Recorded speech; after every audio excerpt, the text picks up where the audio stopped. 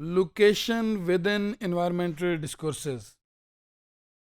Environmental discourses में different जो debates हैं इन्वायरमेंट की, सोसाइटी की, इन्वायरमेंटल इश्यूज एंड प्रॉब्लम्स की, कि ये कैसे इन्वायरमेंटल इश्यूज एंड प्रॉब्लम्स होते हैं, लोग कितने अवेयर हैं, कितना पॉजिटिव रिस्पॉन्ड करते हैं, कौन सी इसमें डिफरेंट सोशल मूवमेंट्स हैं, सोशल एक्टिविस्ट्स हैं जो रोल प्ले करते हैं और कैसे रोल प्ले करते हैं।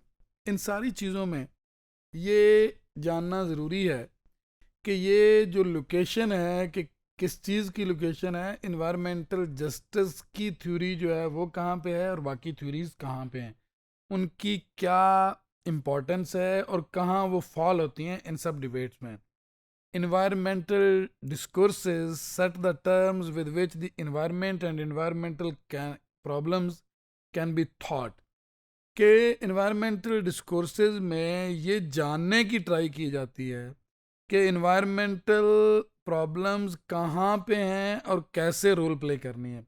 They determine the conditions of possibility for thinking them in the first place.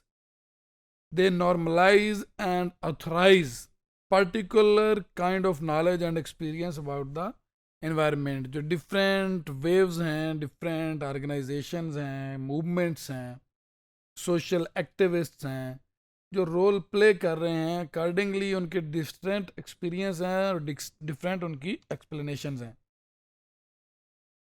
इसमें इन्वायरमेंटल जस्टिस की क्योंकि मूवमेंट बहुत इंपॉर्टेंट है. Environmental justice movement can be described as a movement of resistance in that it has arisen in opposition to the mainstream environmental movement in the globe.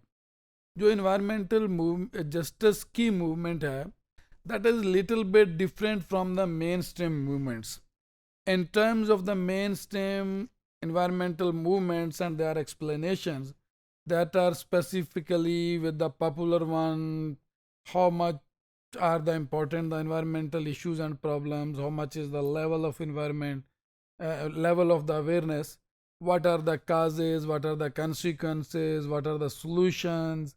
So such type of debates are being discussed in the environmental discourses with specific reference to environmental justice. This movement is little bit different to the mainstream ones because it emphasizes on the environmental justice.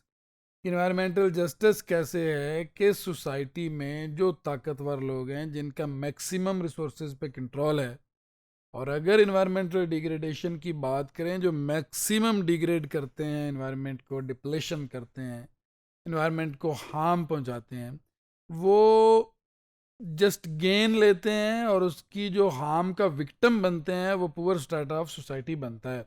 तो environmental justice की debate कहती है कि इसके लिए कोई just policy होनी चाहिए, कोई जस्टिस होना चाहिए. One way of demonstrating this oppositional positioning is to compare the discourse of environmental justice with the dominant discourses on environmental issues.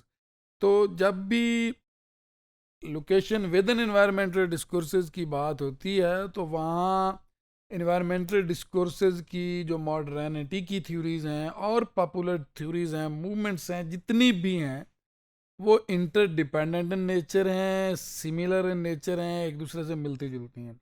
Environmental justice की जो थ्योरी है, that is different one, that has different perspective, that has more appeal in its perspective. ज़्यादा appealing है कि environmental justice होना चाहिए, उन लोगों को ज़्यादा रिस्पॉन्ड करना चाहिए इन्वायरमेंट की बेटरमेंट के लिए जो ज़्यादा इन्वायरमेंट को ख़राब करते हैं. और इस चीज़ को अंडरस्टैंड और रेस्ट करना चाहिए कि जो पुअर क्लास है, वो सोसाइटी है, वो कंट्री है, वो इंडिविजुअल है, वो कोई छोटा गांव है, देहात है, शहर के अंदर कोई मोहल्ला है, तो जो पुअर हैं उन्हें ज़्यादा इन्वायरमेंट का विक्टिम नहीं बनना चाहिए, जहां इन्वायरमेंटल जस्टिस होना चाहिए.